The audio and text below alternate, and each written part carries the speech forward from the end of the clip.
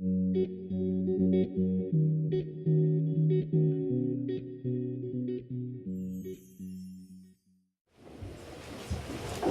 morning, everyone. Goodness, I am so grateful I made the trip from Cape Town. I'm moving house on Thursday, so it was touch and go. I thought, oh, I'm going to have to pack up all those boxes by Sunday night so I can nip down to be here on Tuesday. And I'm so grateful that I did, because there are a few truths that have sunk into me this morning. The first truth is that the Karika Foundation is a new kid on the block. That is for sure. Karika Game Reserve might have been around for a very long time. I'll talk a little bit more about that, but we are definitely the new kids on the block, and there are some extraordinary people that we can collaborate with and learn from, most importantly, who are already doing the most extraordinary work within this community. And I'm sitting there in my seat thinking, I'm not so sure that you would find this kind of engagement going on in many other communities in South Africa. And I think it's something that you should all be cognizant of and incredibly proud of. It's very inspiring. I am an Eastern Cape. I grew up in the Eastern Cape, and I do hope to make my way back to the Eastern Cape. So let me tell you a little bit about the Karika Foundation, how we came to be, and what our dreams and aspirations are in collaboration with you, because that's what's most important. Karika Game Reserve was started by my father 25 years ago, and at the heart of Karika Game Reserve, there were always three pillars. One was commerce, and the other one was community and conservation. It was always about the full picture of creating a sustainable business that could then give back and reinvest into the community that fed it. So commercial and community live hand in hand. It took us 25 years to get to the point of being able to make that start to come true.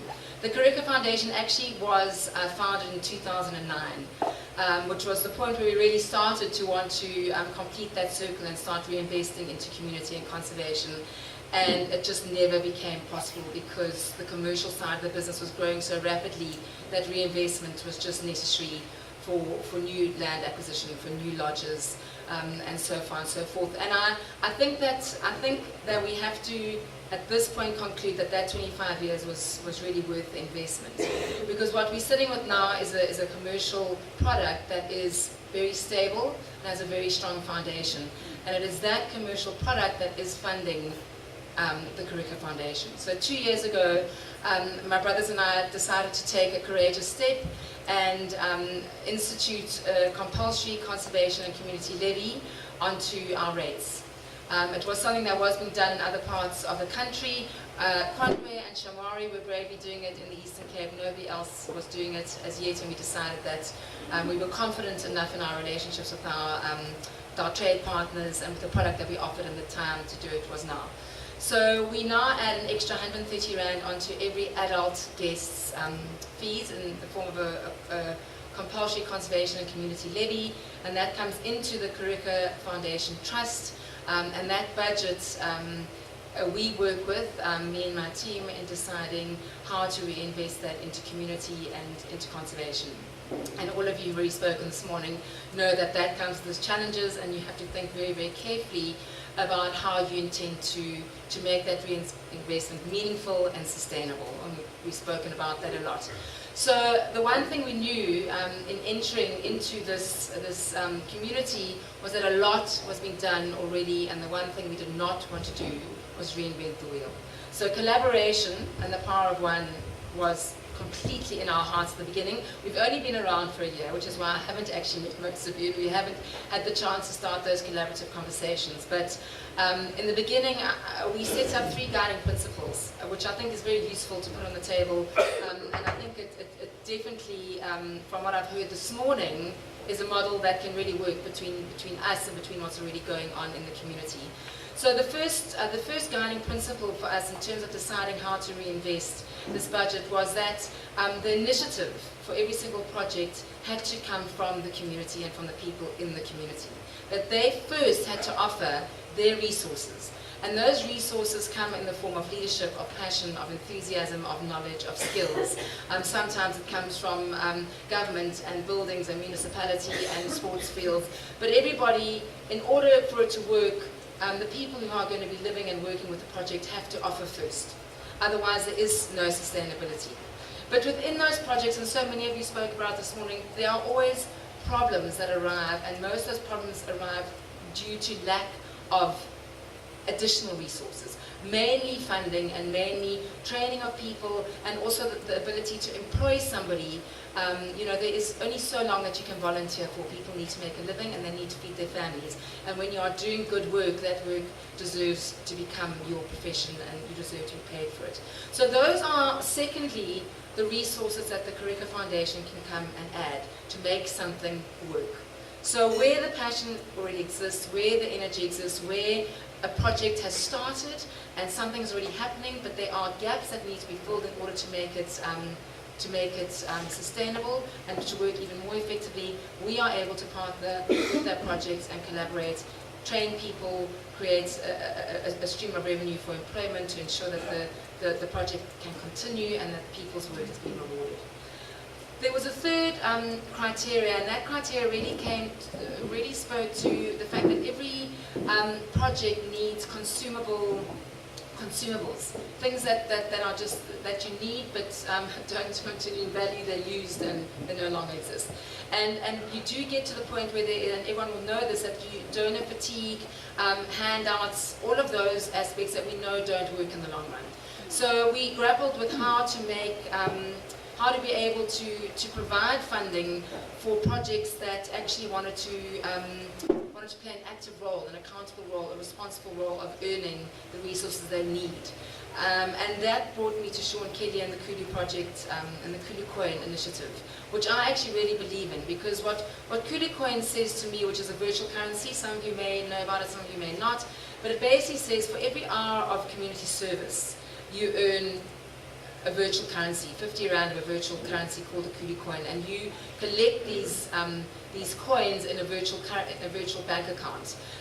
You get to a point where you have enough money in that virtual bank account, and a funder in the community, it might be the Kureka Foundation, it might be the SPA, it might be Rotary, it might be somebody else who has access to funds, is able to say, we can fund that project and what they have earned for themselves.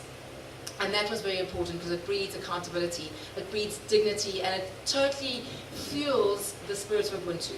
That concept of I thrive because you thrive, and because I understand that I play a role in you thriving, I'm going to give of myself before I expect anything back in return. And a lot of the older folk in our community understand that spirit of Ubuntu, but it's something that is very lacking in the children, in modern day children, and something that we really want to teach and we want to inspire again. So we would really at the Kureka Foundation like to see the Kulu Coin project come to fruition and us using it more readily, that other projects, community projects can register with Kulu Coins. They can start implementing community projects, earning virtual currencies, and that is something that we can look to fund, because they are then earning the funding they need for their projects themselves, which we believe is a powerful model. So those are really the three things that we look for when we're looking for partnerships. The areas that we have, that we are already active in terms of education, we came in and we totally share the heart for early childhood development. It is the most important part of brain development in a child. If we miss that opportunity, you are forever on the back foot. So Rotary, or everyone who spoke this morning, we need to sit down and have a chat. We've been working with Early Inspirations already this year, laying the foundation for your level 1 to 4 training. You spoke about the need for additional resources. That is certainly something that we can look at. The relationships between us and the ECD centres are already established. We need to develop a relationship with you, because I think collaboratively between what you've created from your global fund and what we're able to support you with locally can really create something extraordinary in the early childhood area. The other area of education that is very dear to our hearts and very important is environmental education, and Joe is going to speak about that later. We believe environmental education is a fundamental part of any anti-poaching initiative.